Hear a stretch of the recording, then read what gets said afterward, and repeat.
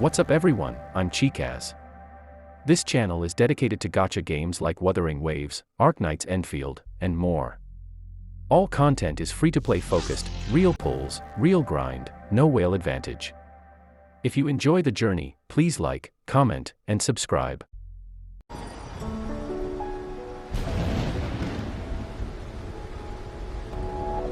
As I make myself reflect on my goals and plans, those voices in the streams become clearer, and everything starts to make more sense. Rover, perhaps you can give it a try.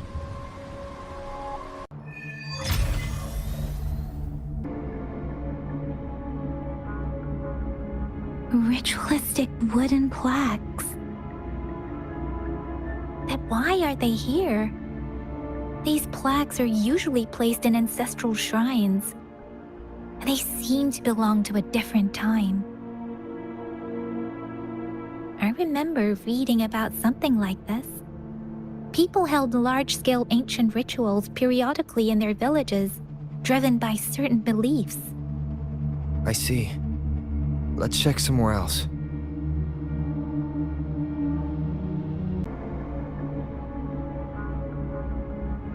The area is a mess, but it doesn't look like a war zone. Someone was hurt and dragged away.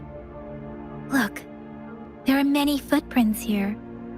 These are traces left by a fight. Someone was injured.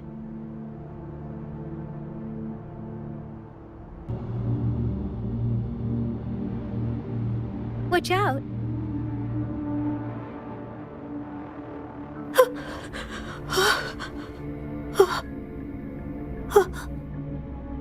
Something's not right.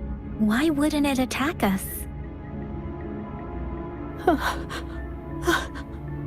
Brother. Help. Help. Brother. Brother. Help. Help.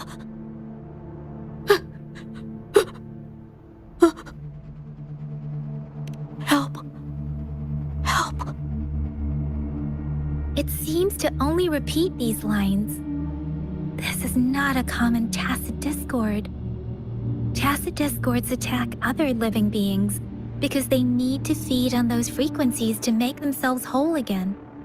When frequencies are scattered and recombined, a new tacit discord is born. This one probably devoured the frequencies of humans, turning the last bits of a human's consciousness into such monotonous mumbles.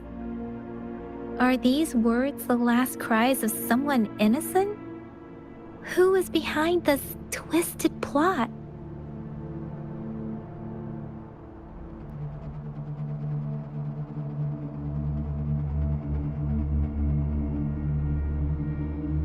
I'm sorry. No, that's beyond my ability. I just sensed some complex feelings from it. A mixture of deep sadness and eager anticipation. Rover, I think I know what's going on here. It seems to be begging for help, but it's not asking us to help it. I can sense the pained cries of this tacit discord. No, the cries of this whole village. The village is crying, waiting for rescue. Something truly awful must have happened here, and the victims' reverberations still linger. Based on the evidence we've found and the condition of these ruins, that didn't happen all too long ago. I can still feel it in the streams. Perhaps the tacit field has kept this village from being discovered, or maybe someone has been intentionally concealing it.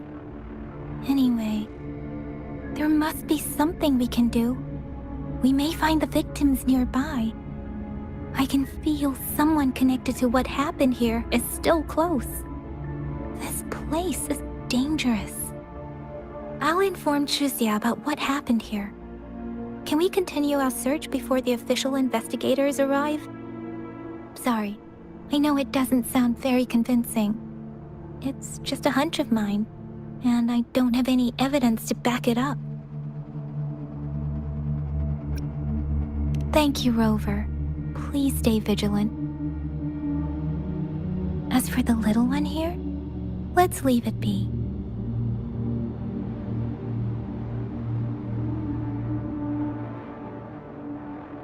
These cards. I see. The Fraxidus is likely behind it all.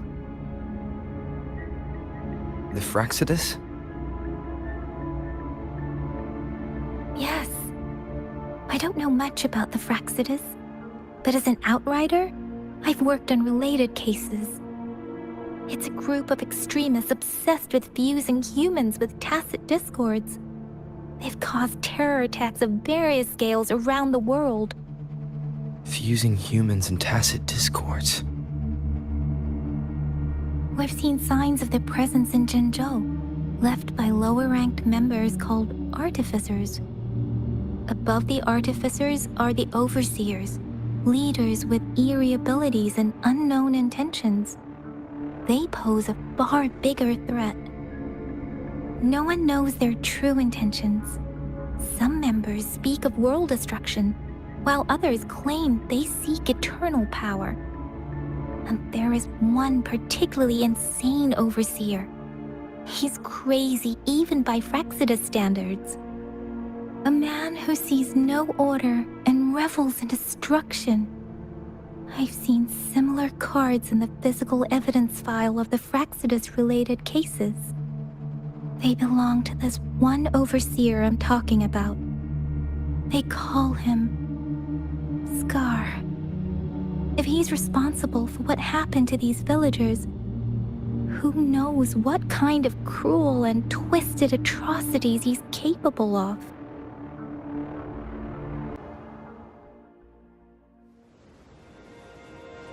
Huh?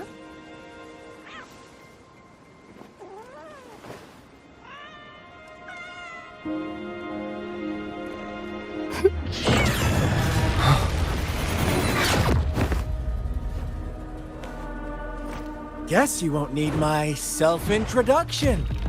Oh, I spent so much time on it.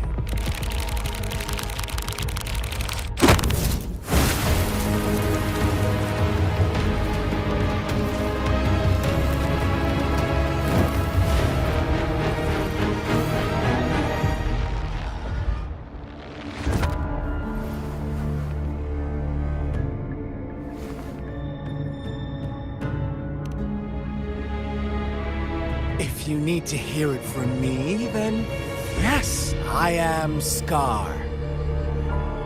Cruel and twisted maniac.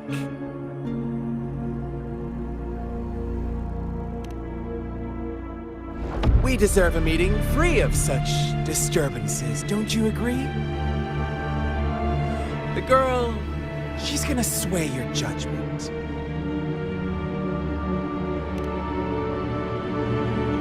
Don't worry. I don't plan to make you hate me just yet. She is safe now.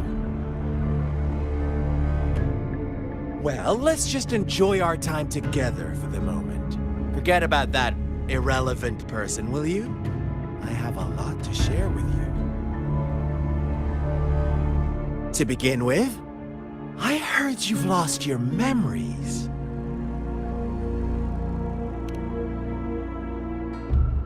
So, it's true. That makes sense, given how fragile you were when you woke up, or I would have questioned the authenticity of those rumors.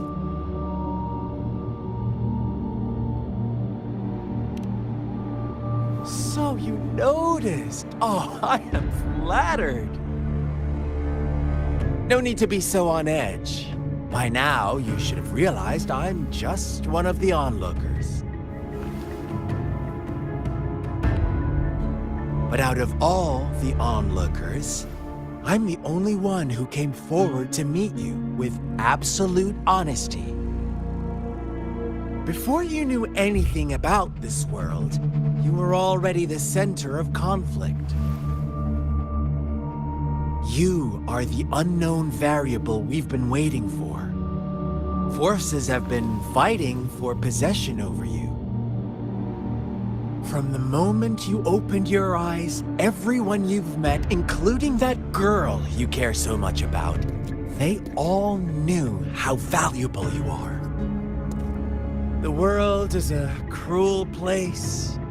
You are a living, breathing person, but you're just a pawn to many. That's why I'm here, because I see you as a dear friend, and I want to tell you the truth. I am so sorry for everything you're about to face. But truth hurts sometimes.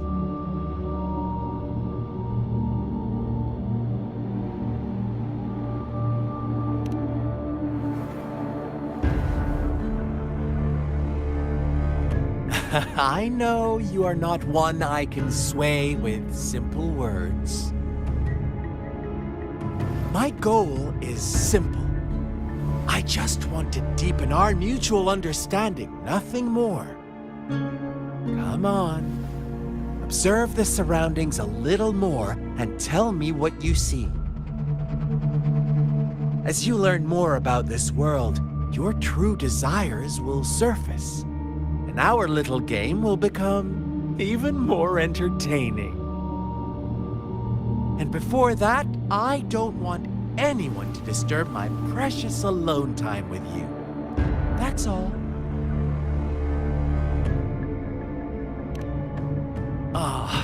Why do you have to assume we are the culprits? Maybe you should be asking me what actually happened here.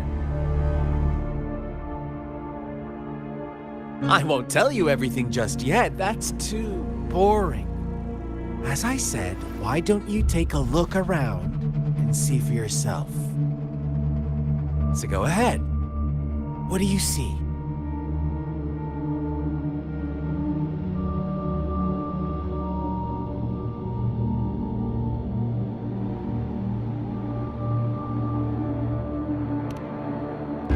Bravo! Didn't think you'd catch on to that. Now, what is the conclusion you've drawn?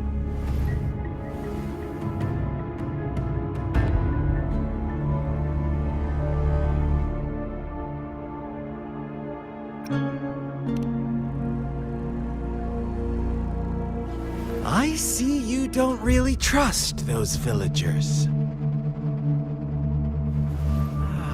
So they were right about you. You are indeed quite exceptional. I like it. Your keen observation, precise judgment, and accurate understanding of human nature. Let me give you a couple more tips. The truth is far more complicated than you think. First, who are the players in our tale? An innocent girl, a revered leader, and a flock of simple villagers. Next, what makes up our main plot? False devotion, fleeting kindness, collective deceit, senseless killings, and the one vulnerable soul pushed onto a path of destruction by the masses. Now, Rover, the story is yours to spin. I'm eager to hear your version after you've learned more.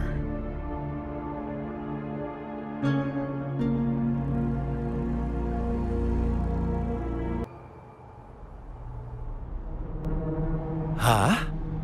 What is it? Are you back for some chit-chat? I see. So, you want to cheat, huh? A clever move, unbound by convention. I like it. But I'm not telling you more. Not yet. Wouldn't want our first conversation to become a boring exchange of words, just parroting each other's lines. You don't want to disappoint me so soon, Rover.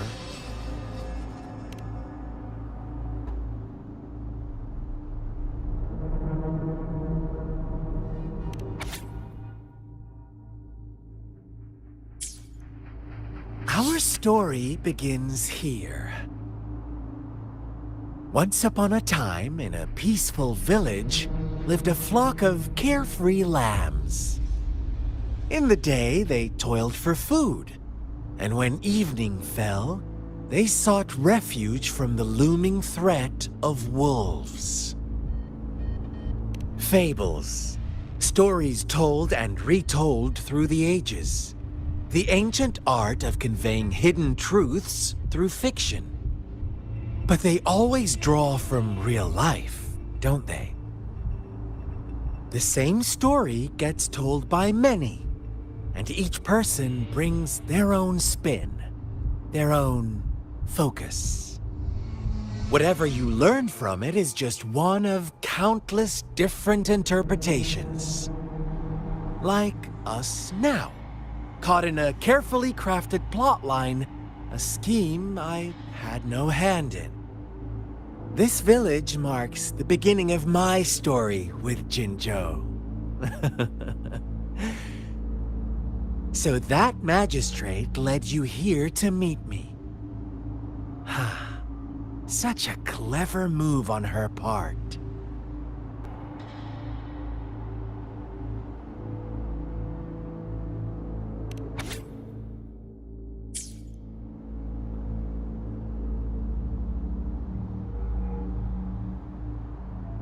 One day, a shepherd visited the village.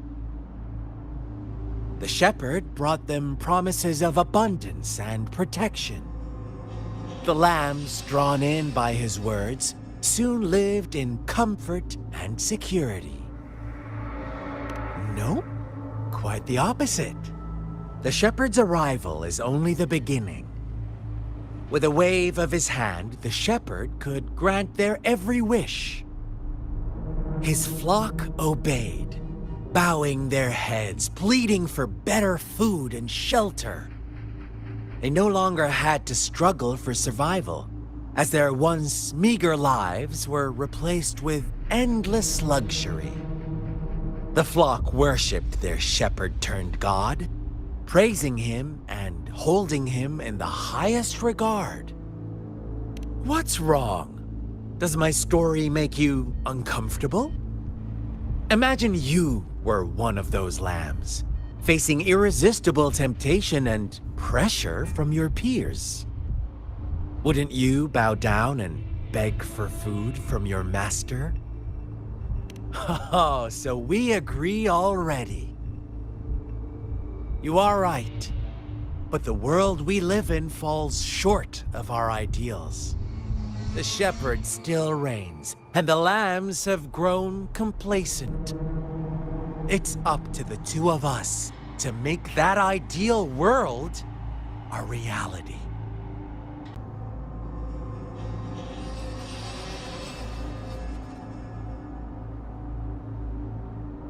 The lambs reveled in endless bonfire parties, celebrating their new god every night. Except the one little black lamb. As each night passed, it was the only one to notice how its flock was dwindling away. Rover, do you think someone would give you what you want without taking anything from you?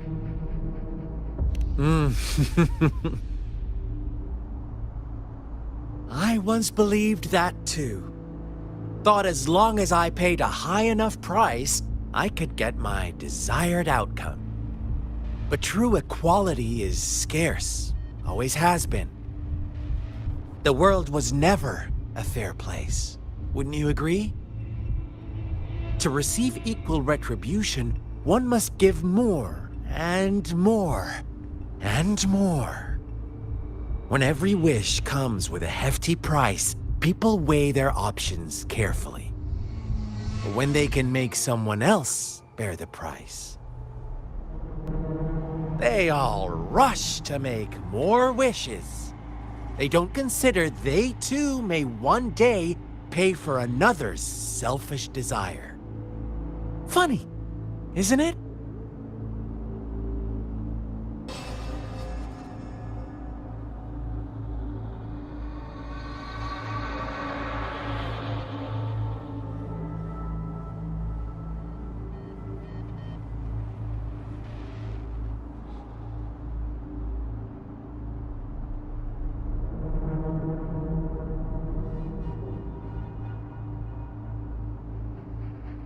Later, the shepherd openly blamed the black lamb for the flock's decline. On the next day, the white lambs welcomed the rising sun as usual, but the black lamb was nowhere to be found. The shepherd introduced an unspoken rule to this village, one that our black lamb violated by telling the truth. Suddenly, the once doting god stopped fulfilling wishes because no more sacrifices were being made. After witnessing the black lamb's actions and hearing from their almighty shepherd, what do you suppose the white lambs did? Ah, those oblivious lambs. Little did they know the most fearsome demon was right under their noses.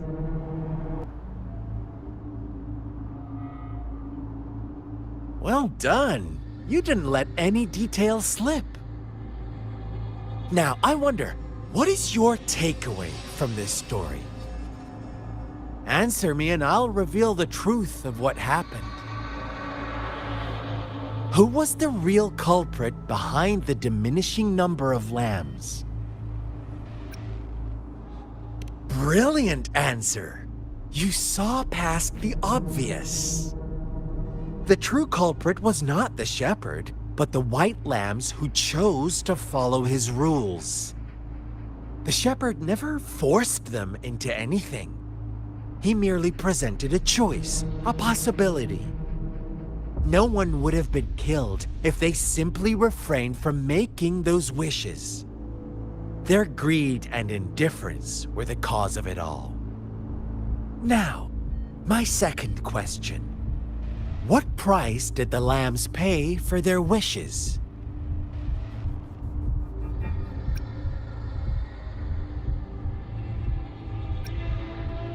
Of course, as always, life was the most valuable thing they had to offer.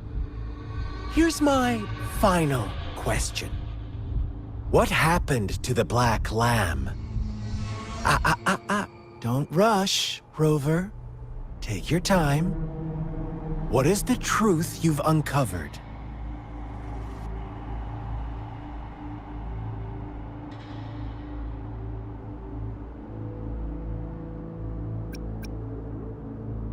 The shepherd was granting wishes by sacrificing the lives of lambs. The flock never found out about it. Someone came to their rescue, and they all made it out alive. Really? Oh, you're such a good little lamb. So innocent, so sweet. Do you really believe a hero would show up and save the day?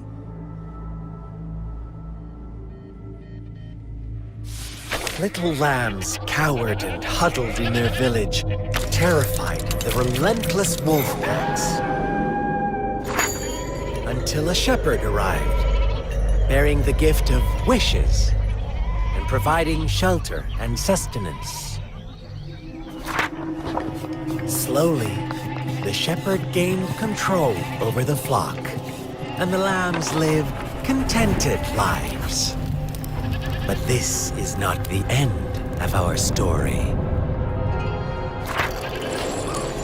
The shepherd found the solitary black lamb in his flock and offered to grant any wish it desired. In exchange, he wanted one of its companions as a sacrifice. The black lamb refused, and it was shunned by its flock, left without shelter or sustenance. After the black lamb's exile, more lambs continued to vanish. The shepherd then blamed the black lamb for breaking the rules and withheld his wish-granting power as punishment.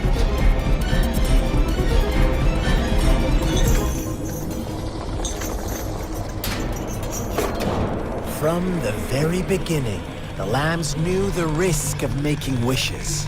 They too could become sacrifices for those of others.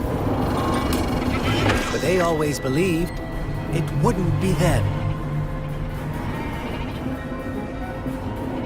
Meanwhile, some lambs reasoned that since they had already risked being sacrificed for someone else's wish, it was then only fair to pass on that risk for a chance at fulfilling their own desires. And so they continued to play the game. They all knew the consequences, but chose to remain silent.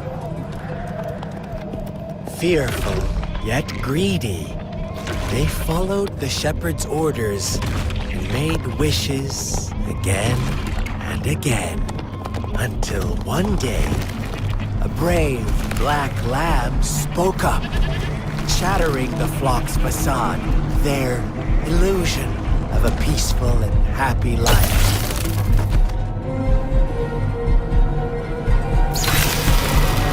Black lamb got in their way, and that of the shepherd's greedy pursuit, sparking hatred in their hearts. Suddenly, they could no longer ignore the blood and ashes of past sacrifices littering the ground.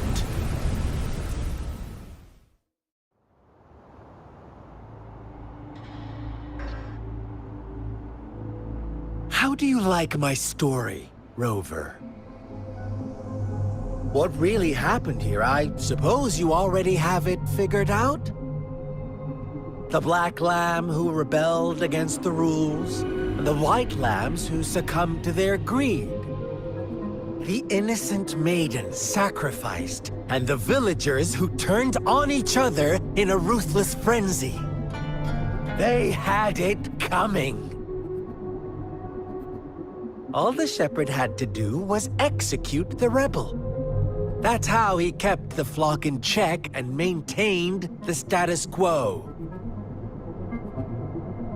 Fun answer, but no, not even close. I was never the shepherd, never will be. You and I, we are the black lamb, the one who breaks the rules.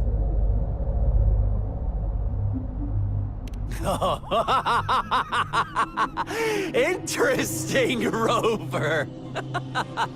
I'm liking you more and more.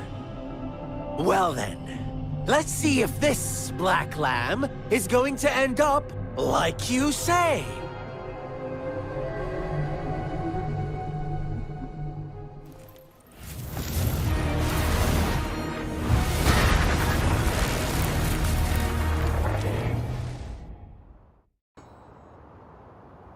Rover? Rover!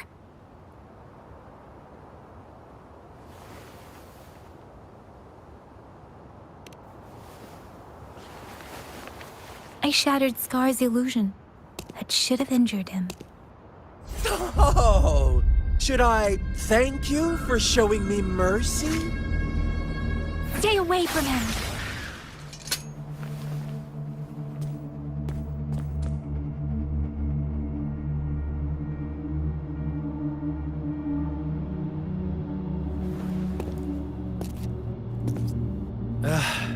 Didn't you promise to leave me some alone time with Rover? With one condition. I do hope you haven't let that slip from your mind. Don't let your improvisation trouble others. Look at you, rushing in to protect your precious, perfect movement. No worries. I know all the do's and don'ts. I don't need you to tell me what to do. Rover, it seems our happy little date must come to an end. But don't forget my sincere reminders. Let me know what you choose. An unexpected gift? An honest and open exchange? Or a highly risky gamble? The choice is yours. I know how smart you are. You won't make a hasty decision. We'll meet again in the not-too-distant future. They're gone. Should we go after them?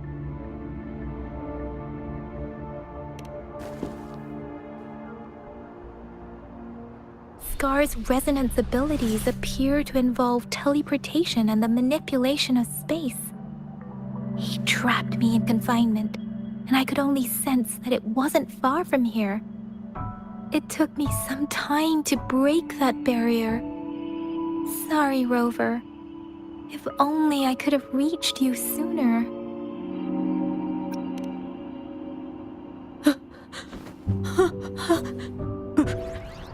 Brother. Brother. Huh? Why are you here, little one? I've never seen any tacit discord display such vivid emotions. The brother it mentioned. Could it be... Yes, that is a possibility, since Scar had been here before. Let's talk about it later. Rover, can you fill me in on what happened? It seems all the tragedies in Tea Village were linked to that ritual.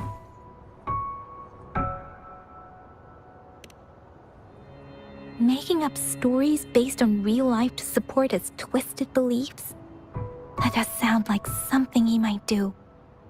We cannot take his words for granted. Now, we must locate where the ritual took place and see for ourselves.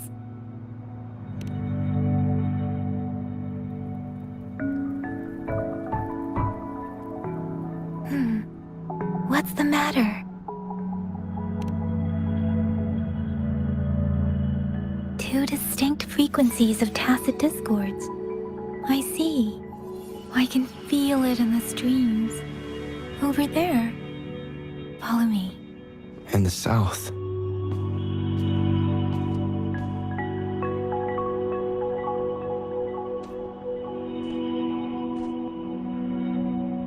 They are unharmed. Please rest assured. As you anticipated, Scar did not try to kill them. Yes, I stayed out of it like you asked.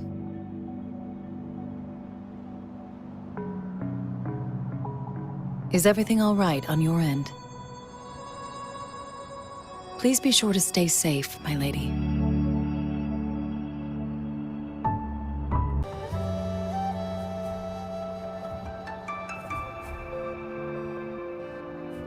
Look, the water is going down.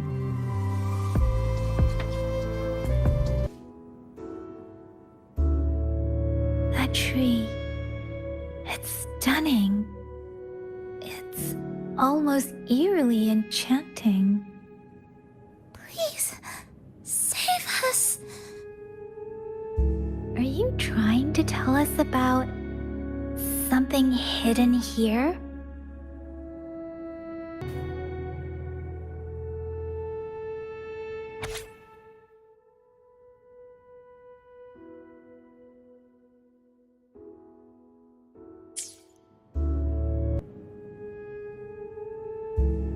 That girl just wanted to save her village. But those sacrifices didn't lead to redemption. I guess the tacit discord we saw stayed here to convey her last wishes. Please excuse me. It's getting a bit too cold here. Can we head back now?